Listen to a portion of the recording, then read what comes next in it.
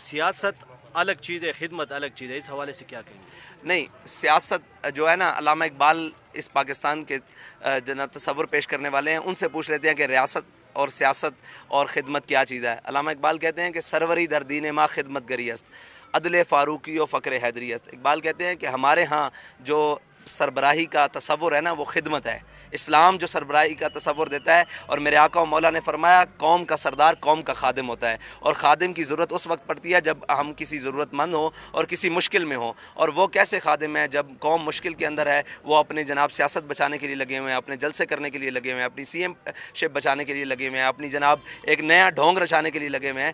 امریکی غلامی تو بڑی دور کی بات ہے، یہاں قوم کی جو ضروریات ہیں وہ کس نے پوری کرنی ہے؟ امریکہ کے ساتھ جنگ تو جب ہوگی تو تب ٹھیک ہے سر، بالکل ہم بھی مطمئن ہیں سر، سارا علاقہ خوش ہے سر، آپ کی آسانیاں کریں، پورا علاقہ آپ کو دعائیں دے رہا ہے سر، بالکل آج آپ پر فدا ہے،